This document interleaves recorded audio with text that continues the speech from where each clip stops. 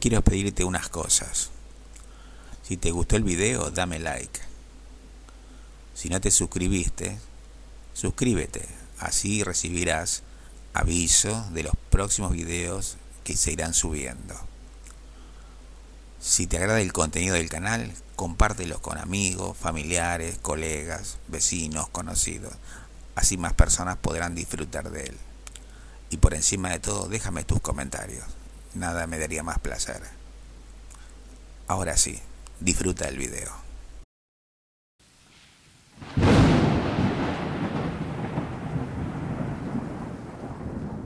Hola, ¿qué tal? ¿Cómo están ustedes? ¿Todo bien? Bueno, así lo espero. Bueno, de vuelta estamos reunidos en nuestros videos y el tema de hoy, bueno, entra en la parte filosófica y es un tema que nos toca muy de cerca porque se trata del amor y es un sentimiento que nos llega profundamente y es uno de los más importantes en la vida del ser humano. Y bien, lo sentimos mucho al amor, pero no lo comprendemos todavía. ¿Será algo que se puede comprender intelectualmente o solamente es para sentir? Bueno, trataremos de responder en el video. Y sí, el amor es un sentimiento extraordinariamente importante. Es raro la persona que no ame o que no haya amado. Por el amor se forman las amistades, se mantiene unida la familia, uno está pegado a los padres, a los amigos, a la patria también, y cultiva un arte por amor también. Uno, le encanta la música, a la gente le gusta la escultura, la pintura, todo, o la actuación, lo que sea, pero es por el amor que siente por esa actividad. Bueno, hay muchas formas de analizarlo, ¿no? En el mundo occidental el amor está muy relacionado al apego. Uno se apega al objeto de su amor, ¿no? Está hasta como dependiente de él. En el mundo oriental, sobre todo con las religiones como el budismo, se condena el apego, porque es algo que obstaculiza el avance espiritual. ¿Tienen razón? No, no lo sé. Son filosofías. Sería cuestión de practicarlas y ver hasta dónde llega. Porque cuando nos adentramos en temas filosóficos, ya entramos a una esfera muy sutil, muy subjetiva, muy sutil, y es difícil encontrar terreno firme. Pienso que se puede encontrar, pero cuesta más. No es algo que podemos ver o tocar, que es lo que estamos acostumbrados. Ya entramos en otras esferas, en lugares, vibraciones muy sutiles, y tenemos que andar más con más cuidado, pisar bien en tierra firme. En el mundo occidental, bueno, lo relacionamos también con el amor de la pareja, que es en cierta medida, bueno, da el inicio a muchos amores, a muchas relaciones amorosas, porque la pareja tiene hijos, se forman los lazos padres e hijos, si tienen varios hijos aparecen hermanos, se forma el amor fraternal, ¿no? Entre hermanos. También hay primos, tíos, abuelos que también forman parte de nuestro lazo afectivo. Es como que el primer, la primera relación amorosa de una pareja, la primera rama, produce muchas ramas más y se va extendiendo hacia otros lados. Pero en definitiva, ¿qué es el amor? Todavía no lo sabemos.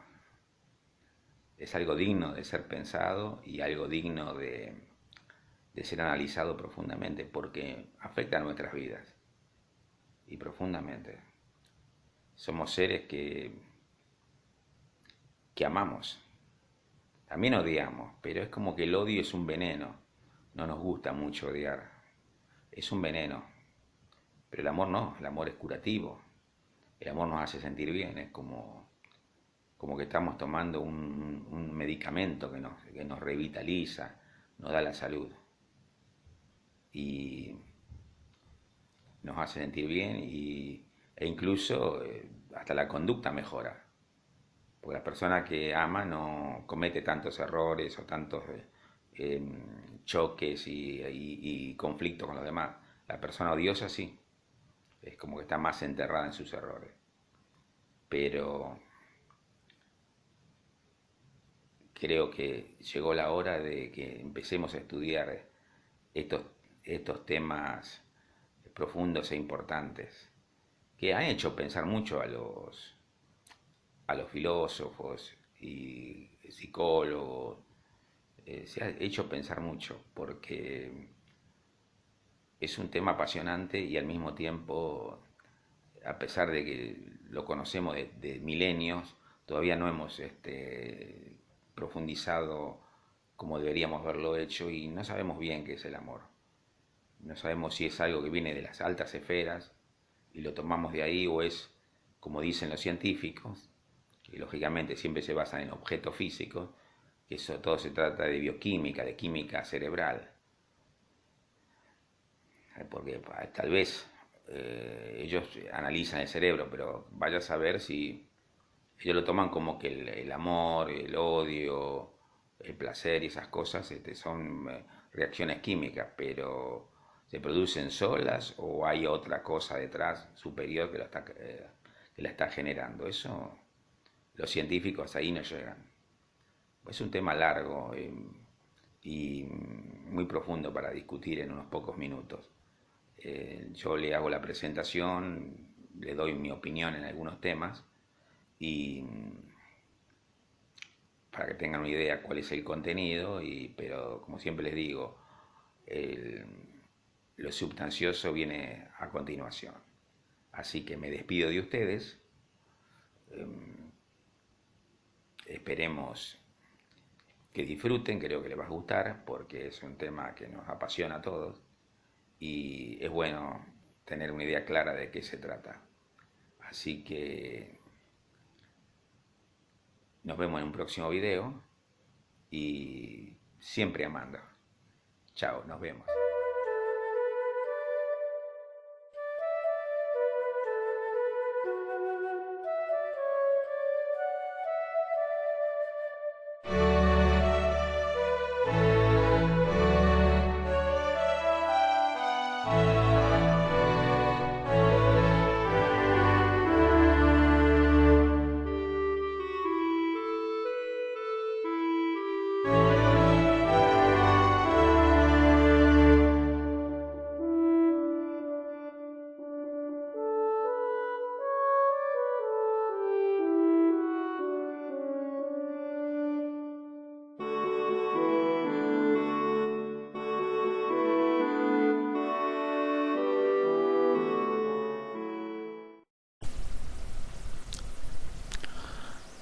El amor, al que tanto han cantado los poetas, al que sentimos profundamente, el que tanto desvelo nos produce, aún es un misterio absoluto.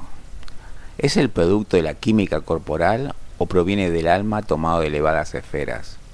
No lo sabemos, solo sabemos que es una fuerza poderosa porque por amor se pueden lograr hazañas, se enerva el valor y muchas veces damos la vida por él. Verdaderamente es un tema de estudio porque el amor es un sentimiento que ocupa el primer lugar dentro de las cosas sagradas del corazón. El amor es un concepto universal relativo a la afinidad o armonía entre seres, definido de diversas formas según las diferentes ideologías y puntos de vista filosófico, artístico, científico, religioso. De manera habitual y fundamentalmente en Occidente, se interpreta como un sentimiento relacionado con el afecto y el apego, y resultante y productor de una serie de actitudes, emociones y experiencias. En el contexto filosófico, el amor es una virtud que representa todo el afecto, la bondad y la compasión del ser humano. También puede describirse como acciones dirigidas hacia otros y basadas en la compasión, o bien como acciones dirigidas hacia otros o hacia uno mismo y basadas en el afecto. En español, la palabra amor, del latín amor, oris, abarca una gran cantidad de sentimientos diferentes, desde el deseo pasional y de intimidad del amor romántico hasta la proximidad emocional asexual del amor familiar y el amor platónico, y hasta la profunda devoción o unidad del amor religioso. En este último terreno trasciende del sentimiento y pasa a considerarse la manifestación de un estado del alma o de la mente, identificada en algunas religiones con Dios mismo o con la fuerza que mantiene unido al universo. Las emociones asociadas al amor pueden ser extremadamente poderosas, llegando con frecuencia a ser irresistibles y pueden ser tanto placenteras como dolorosas, sobre todo en el mundo occidental.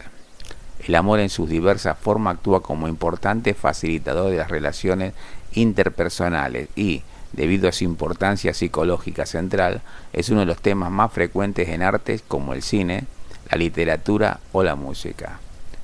Desde el punto de vista de la ciencia, lo que conocemos como amor parece ser un estado evolucionado del primitivo instinto de supervivencia, que mantenía a los seres humanos unidos y heroicos ante las amenazas y facilitaba la continuación de la especie mediante la reproducción.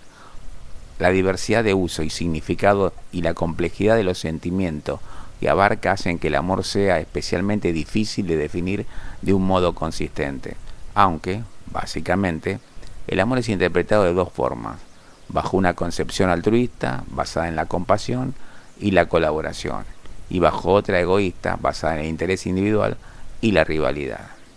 El egoísmo suele estar relacionado con el cuerpo y el mundo material, el altruismo con el alma y el mundo espiritual. Ambos son, según la ciencia actual, expresiones de procesos cerebrales que la evolución proporcionó al ser humano. La idea del alma o de algo parecido al alma probablemente apareció hace entre 1 millón y varios cientos de miles de años. A menudo sucede que individuos, grupos humanos o empresas disfrazan su comportamiento egoísta de altruismo. Es lo que conocemos como hipocresía, y encontramos numerosos ejemplos de dicho comportamiento en la publicidad. Recíprocamente, también puede ocurrir que en un ambiente egoísta, un comportamiento altruista se disfrace de egoísmo.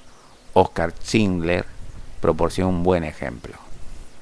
A lo largo de la historia se ha expresado incluso en culturas sin ningún contacto conocido entre ellas, conceptos que, con algunas variaciones, incluyen la dualidad esencial del ser humano, lo femenino y lo masculino, el bien y el mal, el yin y el yang, el apeirón de Anaximandro. Dos formas de entender el amor. Los seres humanos podemos desarrollar en esencia dos tipos de actitudes. Bajo una de ellas somos altruistas y colaboradores, y bajo la otra somos egoístas y competidores. Existen personas totalmente polarizadas hacia una de las dos actitudes por voluntad propia. Por ejemplo, los monjes budistas están totalmente volcados hacia el altruismo y los practicantes del objetivismo hacia el egoísmo. Y también existen personas que combinan ambas formas de ser, comportándose unas veces de forma altruista y colaboradora, otras de forma egoísta y competitiva, y otras de forma parcialmente altruista y competitiva. En algunas partes del mundo predomina el altruismo, Tíbet, de modo que el egoísmo se ve en general como algo negativo. Existen grupos humanos donde sucede lo contrario. Todas las guerras de la historia nacieron del egoísmo por parte de al menos uno de los dos bandos. Todas las situaciones conflictivas del ser humano proceden del egoísmo. Concepción altruista. El altruismo puede entenderse como altruismo puro, donde no existe apego ni deseo, como en el caso del budismo, o bien como egoísmo altruista, como en el caso del cristianismo, donde existen apego a un ser superior y el deseo de obtener la salvación. En la práctica, en ambas religiones existen apego y deseo. En el budismo existe esta última etapa previa a la iluminación, que consiste en la renunciación a todos los logros conseguidos a cambio de nada, con el objetivo de destruir el ego completamente. Para el llamado altruismo puro, no existe posibilidad de negociación. Las relaciones no son competitivas, sino colaborativas. Uno procura el bienestar de los demás sin esperar nada a cambio, y los demás procuran el bienestar de uno. El budismo sitúa al apego y al deseo como emociones negativas que también producen ira y, en definitiva, sufrimiento. Apego, deseo, ira, miedo e ignorancia contribuyen a reforzar el ego. En la filosofía budista, el amor real es el amor compasivo, y el amor y el ego son incompatibles. Recientes estudios científicos han demostrado que en la meditación budista produce un incremento en la actividad de las zonas cerebrales relacionadas con las emociones positivas y una disminución de la actividad en las zonas relacionadas con la ira y la depresión. El egoísmo altruista es la filosofía de las relaciones humanas predicadas por Jesucristo. Ama a Dios sobre todas las cosas y al prójimo como a ti mismo. El altruismo es la forma de entender el amor para Leibniz. quien cree que si uno realmente entiende y busca el amor, siempre obtendrá placer en la felicidad de otro. Amar verdaderamente y de un modo desinteresado no es otra cosa que encontrar placer en las perfecciones o en la felicidad del objeto. La psicología humanista considera que el amor es indispensable para conseguir una autoestima saludable. Es imposible la salud psicológica a no ser que lo esencial de la persona sea fundamentalmente aceptado, amado y respetado por otros y por ella misma. Abraham Maslow situó el amor en el extracto de afiliación entre la de seguridad y el de reconocimiento, dentro de su jerarquía de las necesidades humanas. Matthew Ricard, doctor en bioquímica y monje budista, pone como ejemplo los comportamientos altruistas que existieron entre judíos desconocidos entre sí durante la ocupación nazi para ilustrar el hecho de que los seres humanos somos altruistas por naturaleza. ¿Cómo cabe pensar que actuasen por egoísmo en esa situación?, argumenta. El amor compasivo desde el punto de vista científico. Matthew Ricard se sometió a un exhaustivo estudio mediante escáneres cerebrales bajo un estado especial de meditación en el que se genera un estado de amor y compasión puros y no enfocado hacia nada ni nadie en particular. Los resultados mostraron un aumento sin precedente de la actividad del córtex prefrontal izquierdo del cerebro, relacionado con las emociones positivas, mientras que la actividad en la zona del lóbulo derecho relacionada con la depresión disminuía, como si la compasión fuese un buen antídoto contra la depresión, y también disminuía la actividad de la amígdala, relacionada con el miedo y la ira. Por otro lado, un grupo de empleados de una empresa realizaron 30 minutos diarios de meditación durante 3 meses. A lo largo del estudio reportaron un descenso en sus niveles de ansiedad y se pudo ver también que incrementaba la actividad de su córtex prefrontal izquierdo. Concepción egoísta. La concepción anterior es diametralmente opuesta a la del capitalismo, que promueve el llamado egoísmo inherente al ser humano y sobre el cual se basa. Ayn Rand defiende que el egoísmo es en esencia un noble sentimiento y que cada persona es responsable de su propia felicidad y no de la de los demás. Este pensamiento está íntimamente ligado al capitalismo puro. El amor sexual, en cualquiera de sus variantes, constituye asimismo un amor marcadamente egoísta. Lo que se manifiesta como un altruismo hacia la pareja constituye una manifestación de puro egoísmo respecto al resto de la sociedad. El propio acto sexual se desarrolla bajo un estado de egoísmo personal en el que el individuo busca su propio placer, ya sea de forma directa o por la gratificación que le produce el placer de su pareja. En la misma línea, Sigmund Freud consideraba que todas las motivaciones humanas tenían un trasfondo libidinoso y, por lo tanto, egoísta. Al considerar al amor compasivo sublimado, describe al amor como un comportamiento exclusivo narcisista. Para él las personas solo aman lo que fueron, lo que son o lo que ambicionan ser. Distingue incluso entre grados saludables y patológicos del narcisismo. El amor en la sociedad capitalista. Según Deleuze y Guattari, el capitalismo deshumaniza. El capitalismo sitúa a la sociedad dentro del marco de un proceso de producción. Con ese marco el amor se convierte en un elemento más de dicho proceso. Las empresas analizan al ser humano y buscan la forma de extraer de él la mayor cantidad de consumo, no dudando en utilizar el amor y el sexo como reclamo de un sentimiento desnaturalizado y grotesco. La empresa evoca en el consumidor sentimientos amorosos y de deseo, pero su fin último no es buscar el amor ni el sexo por parte del consumidor, sino su dinero y su trabajo. Como consecuencia, se produce deshumanización al identificarse el amor a otro ser humano como el amor a un producto, ya que dicha asociación trae, inevitablemente, la asociación del propio ser humano como producto. Gilles Deleuze y Félix Guattari consideran que el capitalismo produce una perversión del concepto natural del amor, situando al ser humano como parte de una máquina productora y destruyendo el concepto del cuerpo y el alma. Escriben en Anti-Edipo: el capitalismo recoge y posee la potencia absurda y no poseída de la máquina. En verdad, no es para él ni para sus hijos que el capitalismo trabaja, sino para la inmortalidad del sistema. Violencia sin finalidad, alegría, pura alegría de sentirse en un engranaje de la máquina, atravesado por los flujos, cortado por las esquicias. Michel Foucault, refiriéndose a la sociedad capitalista, insiste en su prefacio de 1977 para la edición inglesa de Introducción al Esquizoanálisis, que se opone no solo al fascismo histórico, sino también al fascismo que hay en todos nosotros, en nuestras cabezas y en nuestro comportamiento diario. El fascismo que nos hace amar el poder y desear esa misma cosa que nos domina y explota. Dentro de la cadena productiva, o como se la conoce en el mundo anglosajón, cadena de comodidad, la mentira también es un elemento válido. De hecho, es un elemento recurrente y necesario para que el sistema no sucumba. Es, literalmente, lo que en política se conoce por demagogia. Se miente al consumidor con propósitos egoístas y ello lleva, según los autores anteriormente citados, a una esquizofrenia de las relaciones humanas a todos los niveles, haciendo imposible el amor real. Manifestaciones del amor. En las relaciones de la persona con su medio, el amor se ha clasificado en diferentes manifestaciones. En virtud de ello, puede aparecer una o más de las siguientes. Amor autopersonal. El amor propio, amor compasivo es, desde el punto de vista de la psicología humanista, el sano amor hacia uno mismo. Aparece situado como prerequisito de la autoestima y en cierto contexto como sinónimo de esta. Es algo positivo para el desarrollo personal e indispensable para las buenas relaciones interpersonales y no debe confundirse con el narcisismo, que conlleva egocentrismo y que coincide con la autoestima baja. Para el budismo, que califica el ego como una mera ilusión de nuestra mente, el amor real, amor compasivo, solo existe cuando se dirige hacia otra persona y no hacia uno mismo. Para el psicoanálisis, que de forma completamente opuesta al budismo, califica el ego como la única realidad. El amor autopersonal siempre es narcisismo, que puede ser a su vez saludable o no saludable. Amor incondicional. Es el amor compasivo, altruista, que se profesa sin esperar nada a cambio. El amor espiritual, predicado por las diferentes religiones, es el amor incondicional por antonomasia.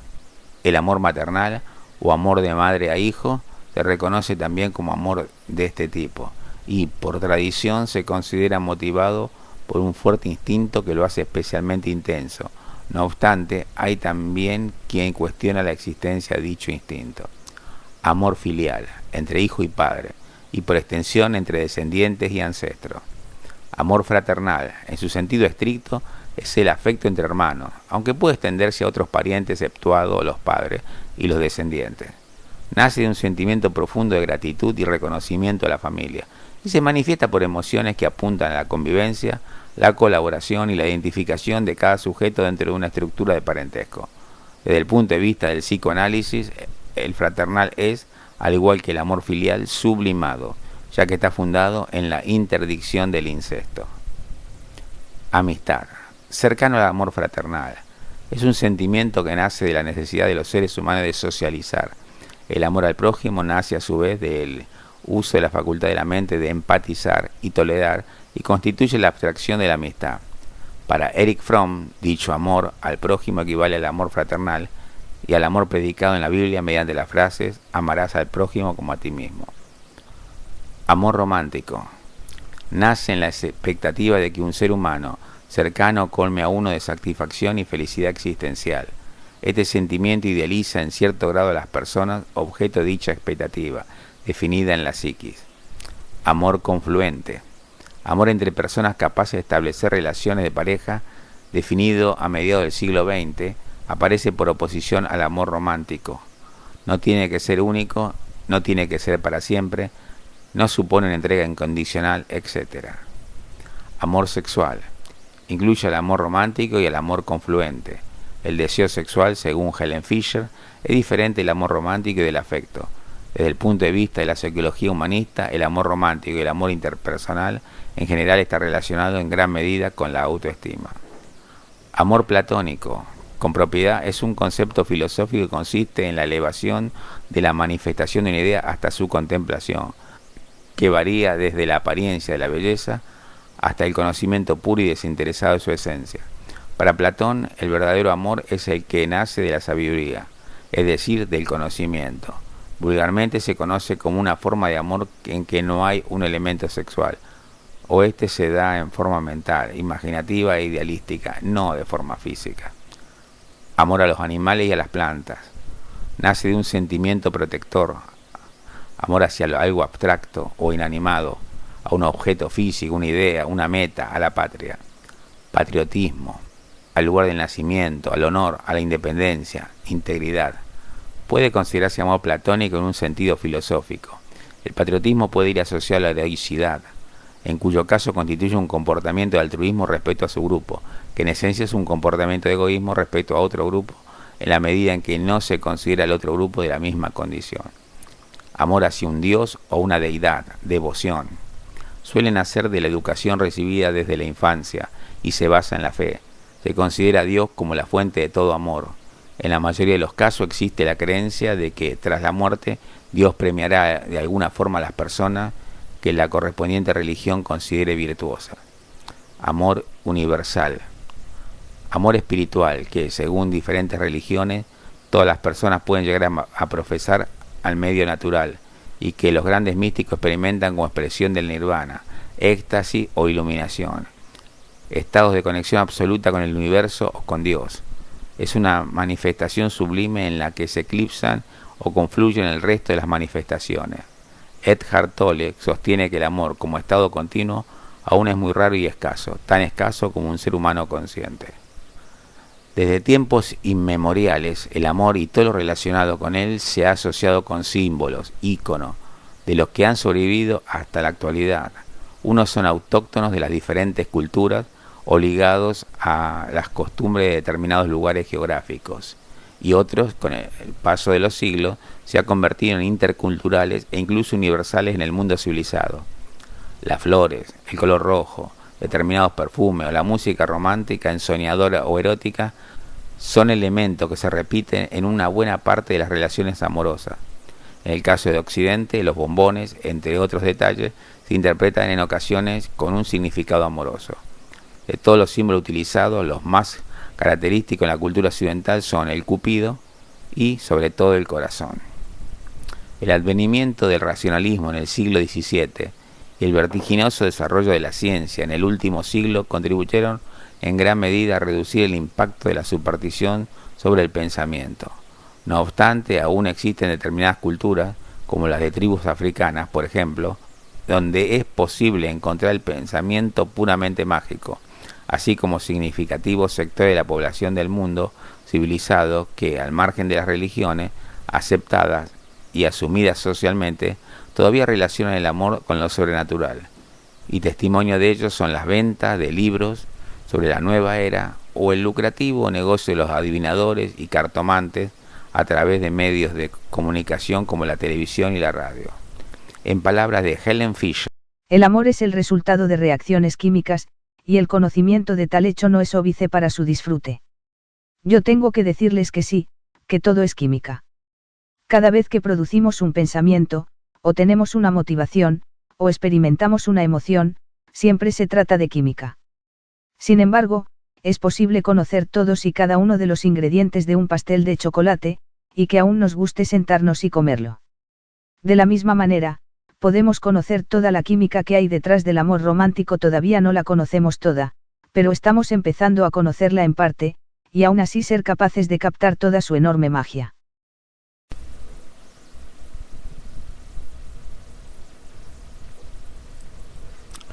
Popularmente, el amor se considera un sentimiento. En los casos más comunes, dicho sentimiento se basa en la atracción y la admiración de un sujeto hacia otro.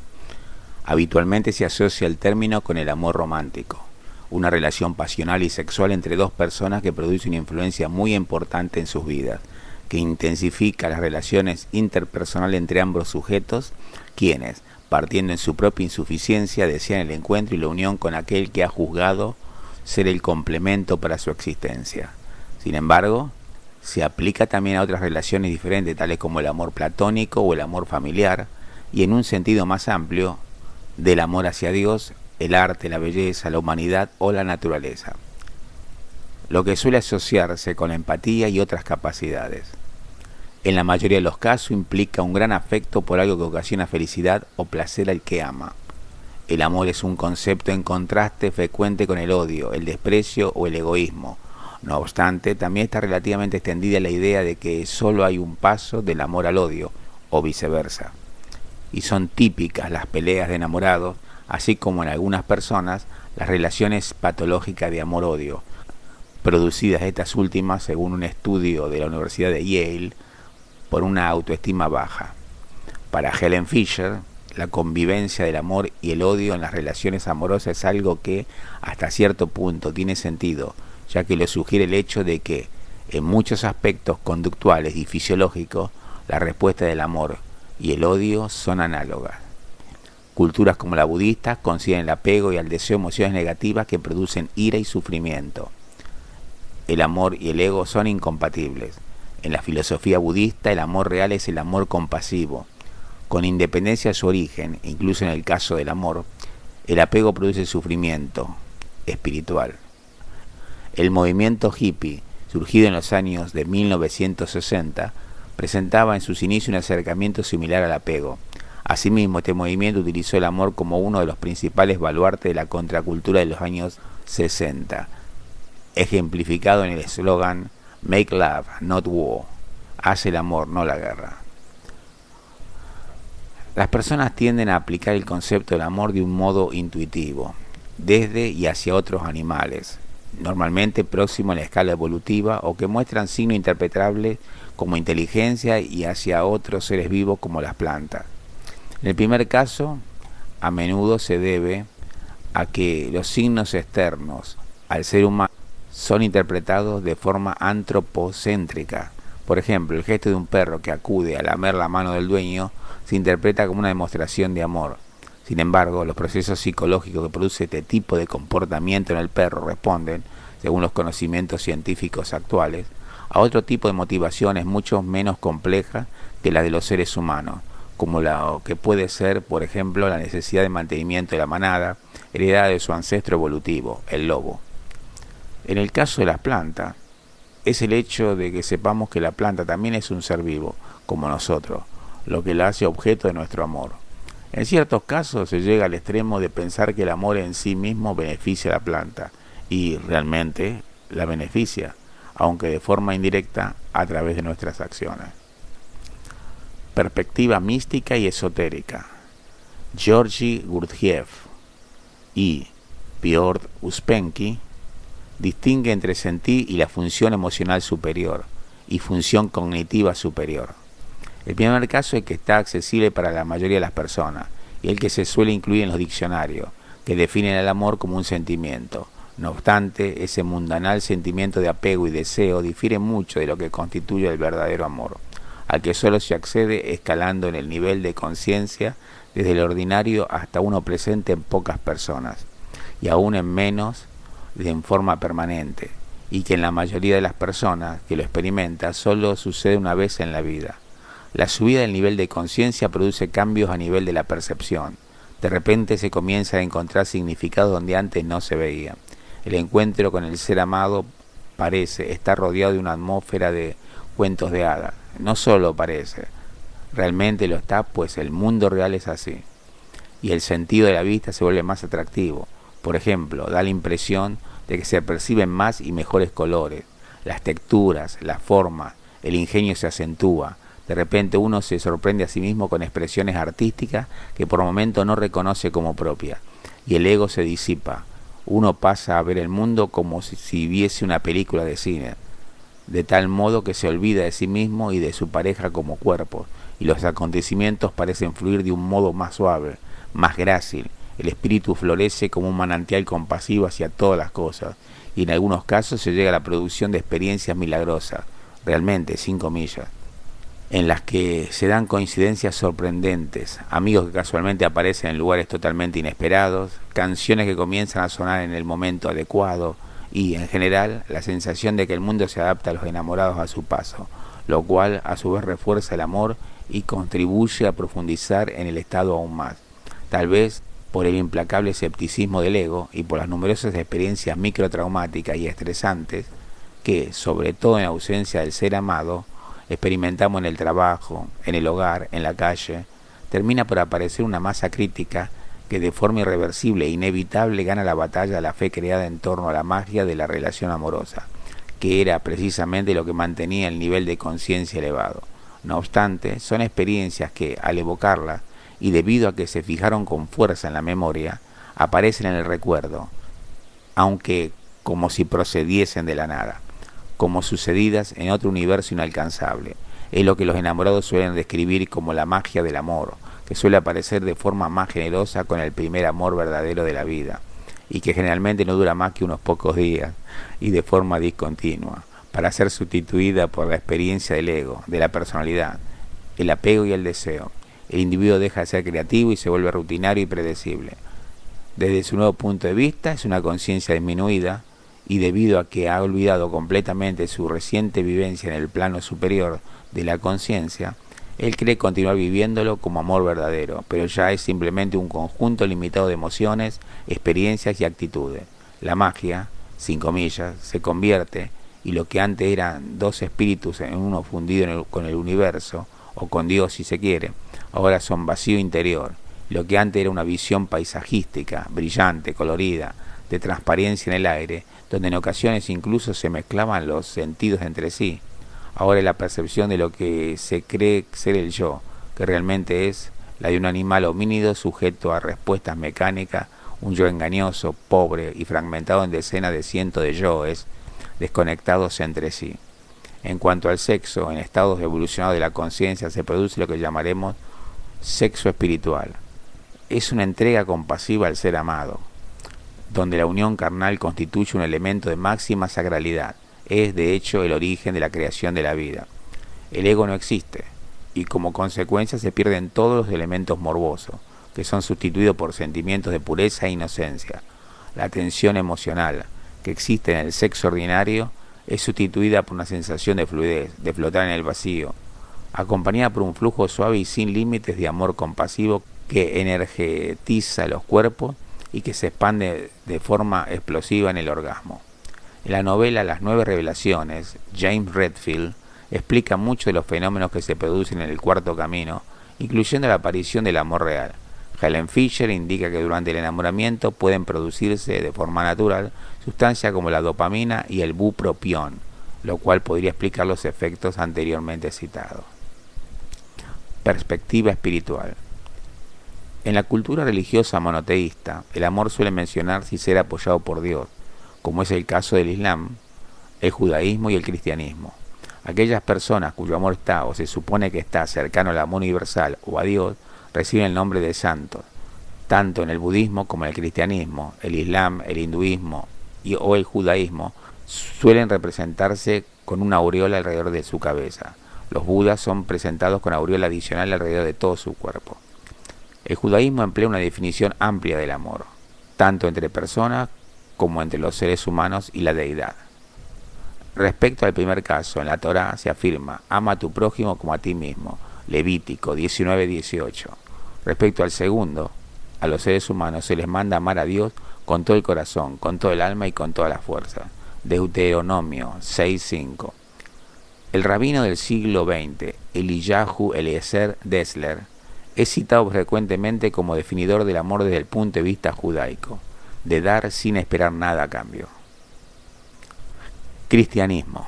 En el cristianismo se entiende que el amor proviene de Dios porque el amor es una virtud teologal. El amor de hombre y mujer, eros en griego, y el amor desinteresado por los demás, agape, se contrastan a menudo como amor ascendente y descendente, respectivamente, aunque en última instancia son una misma cosa. Muchos teólogos cristianos ven a Dios como fuente de amor, que es reflejado en el ser humano y sus propias relaciones amorosas. Existen varias palabras griegas para el amor, que se utilizan con frecuencia en ámbitos cristianos. Agape, en el Nuevo Testamento, es caritativo, desinteresado, altruista e incondicional. Es el amor de los padres, visto como creador del bien en el mundo. Es el modo en que se ve a Dios amar a la humanidad, y es la clase de amor que los cristianos aspiran a tener por sus semejantes. Fileo, también usado en el Nuevo Testamento, es una respuesta humana a algo que se ha encontrado muy agradable, también conocido como amor fraternal. Las palabras eros, amor sexual, y storge, amor entre hijos y padres, nunca se usaron en el Nuevo Testamento. Los cristianos creen que amar a Dios con todo el corazón, mente y fuerza sobre todas las cosas y amar al prójimo como a uno mismo son las dos cosas más importantes en la vida, el mayor mandamiento de la Torá de los judíos según Jesús. El Islam y otras creencias árabes. En cierto sentido, el amor abarca la visión islámica de la vida como una hermandad universal que se aplica a todos los que mantienen la fe. No existen referencias directas que afirmen que Dios es amor, pero entre los 99 nombres de Dios, Alá, existe el nombre de Al-Wadud, o el amante, que se encuentra en la Sora 11:90 y en la Sora 85:14. Se refiere a Dios como pleno de amorosa amabilidad. Todos los que tengan fe tendrán el amor de Dios, aunque el grado de amor recibido y el esfuerzo puesto para conseguirlo depende del individuo en sí mismo. La palabra amor aparece en el Corán más de 80 veces en diferentes formas y significados. Todas las aleyas que incluyen la palabra amor, sean positivas o negativas, aseguran la grandeza y el valor del amor en establecer las relaciones en sus diferentes formas y círculos. Algunos ejemplos. Alá atraerá a otros a los que amará y por los que será amado. La sura de Al-Maida, la mesa servida, Aleya 54. Si amáis a Alá, seguidme, que Alá os amará y perdonará vuestras faltas. Alá es perdonador y compasivo. La sura de Al-Imran, la familia de Imran, Aleya 31. Y pedid perdón a vuestro Señor y volveos a Él, pues es cierto que mi Señor es compasivo, afectuoso. La sura de Hud, Aleya 90, en el Islam, existe una poderosa imbricación de las leyes de Alá y las leyes de los hombres. Dentro de este marco, el amor se manifiesta en diversos círculos. El amor hacia Alá, el amor hacia el mensajero de Alá, el amor del musulmán hacia el musulmán, el amor dentro de la familia musulmana, el amor hacia el no musulmán, el cariño entre el gobernante y el gobernado. Budismo. En el budismo, kama es amor sensual, sexual. Es un obstáculo en el camino hacia la iluminación, ya que constituye egoísmo. Karuna es compasión y misericordia y reduce el sufrimiento de otro. Es complementario de la sabiduría y necesario para la iluminación. Adversa y meta son amor benevolente. Este amor es incondicional y requiere una autoaceptación considerable. Es bastante diferente del amor ordinario, que normalmente se basa en el apego y el sexo y que raramente ocurre sin interés propio. En su lugar, este amor se refiere al desprendimiento y la ausencia de intereses egoístas en beneficio de los demás. Desde el punto de vista del budismo, el amor puro proviene de un estado de pureza espiritual al que los seres humanos pueden llegar mediante la liberación de las llamadas emociones perturbadoras, deseo y apego, odio e ira, ignorancia, orgullo, envidia, inherente al mundo material o samsara. Mediante la compasión, el desapego del mundo material y la meditación puede aumentarse paulatinamente la capacidad de funcionamiento de todos los chakras, incluyendo el chakra del corazón, de tal modo que es posible amar conscientemente y eliminar el sufrimiento asociado al amor ordinario, hasta alcanzar el llamado estado de iluminación, en el que existe un amor incondicional hacia todos los seres sensibles, equiparable al que, por ejemplo, puede sentir una madre por su hijo. Según esta corriente de pensamiento, el amor mantiene unidas todas las cosas y nuestra conciencia crea el propio universo. Para el budismo, todas las religiones son válidas y se basan en el amor espiritual y la compasión. En el hinduismo, Kama es el amor placentero, sexual, personificado por el dios Kamadeva. Kamadeva se representa a menudo sosteniendo un arco de caña de azúcar y una flecha de flores, y montado en ocasiones sobre un gran loro. Está normalmente acompañado por su consorte Rati y su compañero Basanta, señor de la primavera. Mara es otro nombre para Kama. En contraste con Kama, Prema o Prem se refieren al amor elevado. Karuna es la compasión y misericordia que impulsa a uno a reducir el sufrimiento de los otros. Bhakti es un término del sánscrito que significa devoción amorosa hacia el Supremo Dios. Una persona que practica Bhakti se conoce como Bhakta. Perspectiva filosófica. Si la actitud del amor ha de formar parte, en algún momento, de las descripciones que siguen, las tendencias de la ciencia experimental deberá definirse de manera tal que pueda ser observada y cuantificada con cierta precisión. Baruch de Spinoza estableció una definición que puede cuadrar con los requerimientos de las ciencias humanas y sociales. Escribió al respecto: el que imagina aquello que ama afectado de alegría o tristeza, también será afectado de alegría o tristeza, y uno y otro de estos afectos será mayor o menor en el amante, según uno y otro sea mayor o menor en la cosa amada. La definición de Spinoza, en la que la actitud del amor implica compartir alegría y tristezas de otras personas, no difiere esencialmente de la definición bíblica del amor, ya que el mandamiento sugiere compartir las alegrías y tristezas de los demás como si fuesen propias, tal el amarás a tu prójimo como a ti mismo. No solo esta definición se refiere a aspectos observables y contrastables con la realidad, sino que también presenta aspectos cuantificables, ya que indica que en mayor o menor medida serán compartidos los afectos, mientras mayor o menor sean la alegría o la tristeza asociada a la persona amada. De la definición mencionada, Spinoza trae algunas conclusiones inmediatas, tales como los sentimientos que surgen hacia un tercero, según sus propias palabras. Si imaginamos que alguien afecta de alegría a la cosa que amamos, seremos afectados de amor hacia él. Si imaginamos, por el contrario, que le afecta de tristeza, seremos, por el contrario, afectados también de odio contra él. Observamos en esta expresión que el odio aparece como una actitud opuesta al amor, como una tendencia a intercambiar respecto del tercero mencionado los papeles de tristeza y alegría como afectos compartidos. Para Leibniz, la felicidad es al hombre lo que la perfección es a los entes, y esa felicidad radica fundamentalmente en el amor. El amor a Dios, según el filósofo, debe ser con ternura, y debe tener el ardor combinado con la luz. Así pues, la perfección humana consiste en amor luminoso, un amor en el que se combina la ternura con la razón. Perspectiva científica. Enfoque propio de disciplinas tales como la biología y psicobiología, llamadas en su conjunto neurociencia, así como de la psicología y la antropología. Aspectos biológicos. El aspecto de amor no es una noción técnica en biología, sino un concepto del lenguaje ordinario que es polisémico, es decir, que tiene muchos significados, por lo cual resulta difícil explicarlo en términos biológicos. Sin embargo, desde el punto de vista de la biología, lo que a veces se llama amor parece ser un medio para la supervivencia de los individuos y de la especie. Si la supervivencia es el fin biológico más importante, es lógico que la especie humana le confiera al amor un sentido muy elevado y trascendente, lo cual contribuye a la supervivencia. Desde la psicobiología, sí tiene sentido encontrar las bases orgánicas de estados mentales concretos, como la sensación subjetiva del amor. Sin embargo, en la mayoría de las especies animales parece existir expresiones de lo que se llama amor que no está directamente relacionadas con la supervivencia. Las relaciones físicas con individuos del mismo sexo, equivalente a la homosexualidad en el ser humano, y las relaciones sexuales por placer, por ejemplo, no son exclusivas de la especie humana, y también se observan comportamientos altruistas por parte de individuos de una especie hacia los de otras especies. Las relaciones milenarias entre el ser humano y el perro son un ejemplo. Algunos biólogos tratan de explicar dichos comportamientos en términos de cooperación para la supervivencia o de conductas excepcionales poco significativas.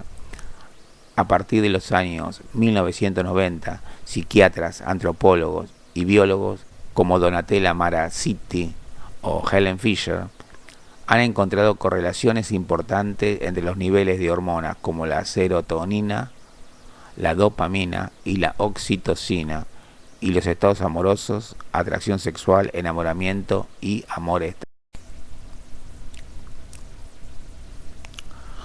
Modelo tripartito del amor romántico.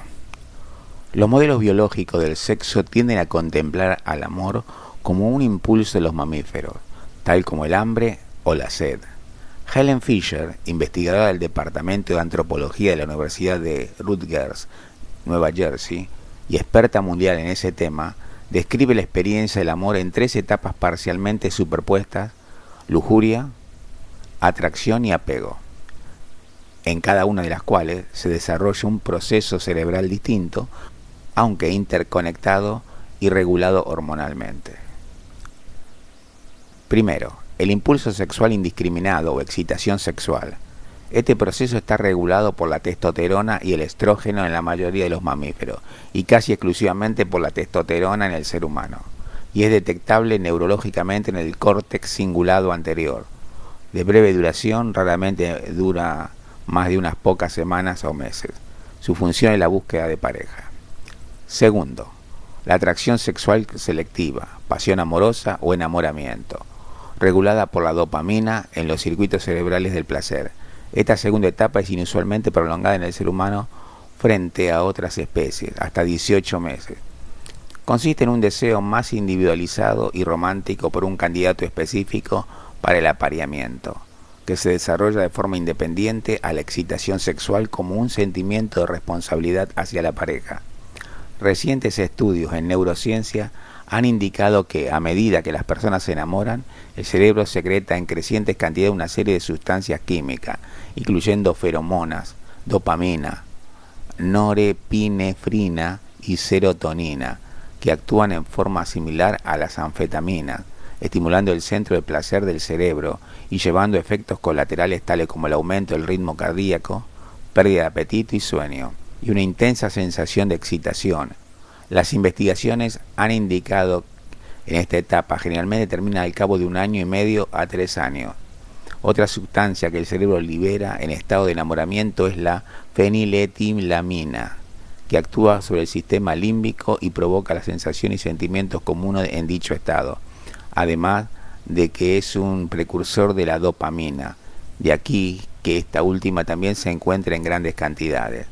Una pequeña modificación química puede hacer que se transforme en un estimulante, anfetamina y metilfenidato, o un antidepresivo, bupropión y la benzodiazepina. La feniletilamina puede encontrarse también en alimentos como el chocolate y queso fermentado. Según Helen Fisher, es por ello que el amor romántico es, al igual que el chocolate, adictivo.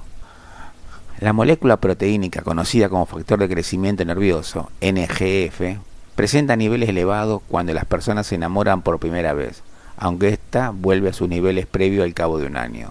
Tras las etapas de lujuria y atracción, es necesaria una tercera etapa para establecer relaciones a largo plazo. Tercero, el cariño o apego, lazo afectivo de larga duración que permite la continuidad del vínculo entre la pareja, regulado por la oxitocina y la vasopresina, que también afectan al circuito cerebral del placer. Su duración es indeterminada, puede prolongarse toda la vida. El apego implica la tolerancia de la pareja o de los hijos durante un tiempo suficiente como para criar a la prole hasta que ésta pueda valerse por sí misma.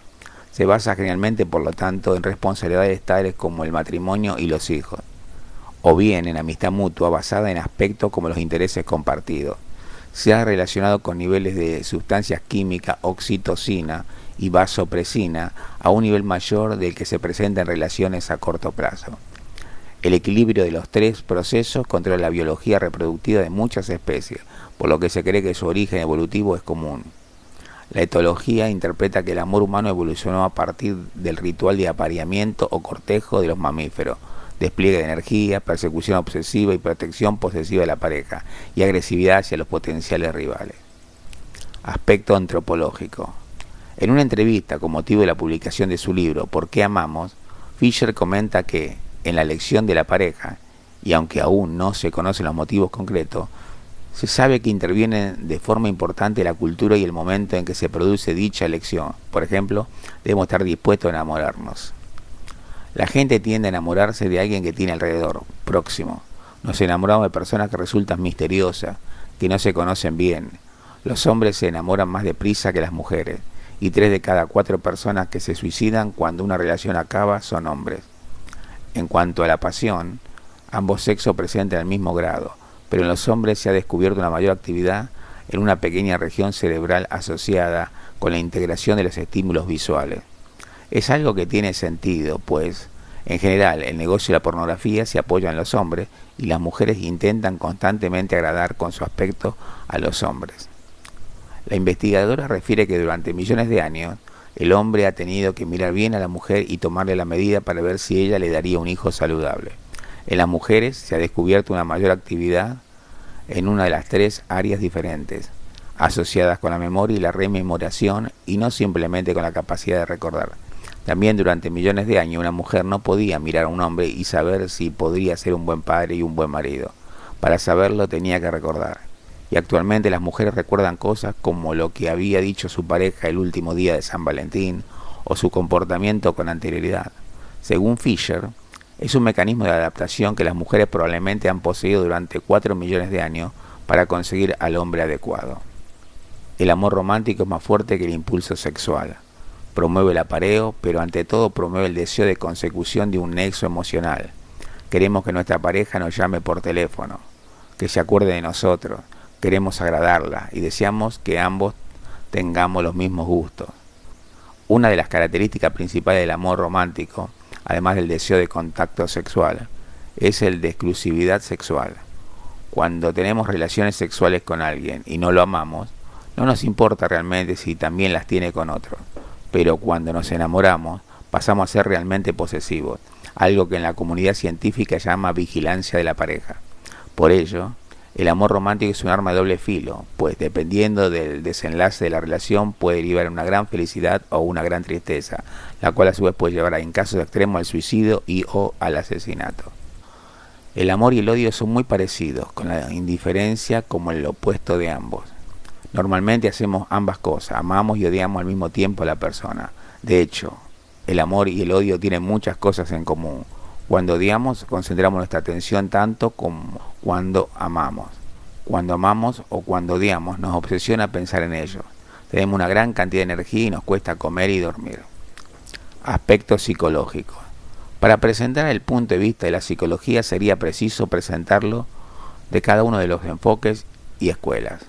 Desde un punto de vista de la terapia cognitivo-conductual, el amor es un estado mental orgánico que crece o decrece dependiendo de cómo se retroalimente ese sentimiento en la relación de los que componen el núcleo amoroso.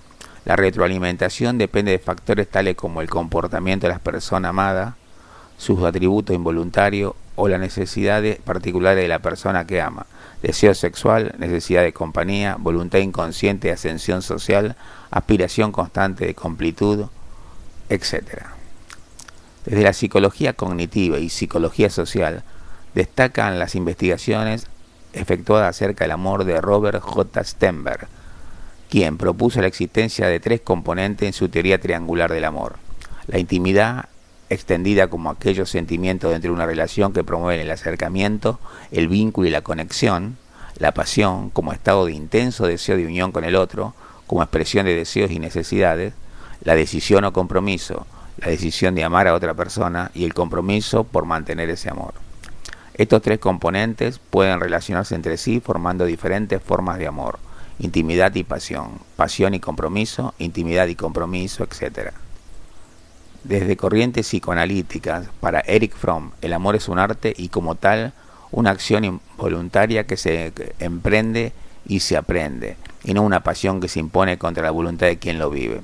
El amor es, así, decisión, elección y actitud. Según Fromm, la mayoría de la gente identifica el amor como una sensación placiente. Él considera, en cambio, que es un arte y que, en consecuencia, requiere esfuerzo y conocimiento.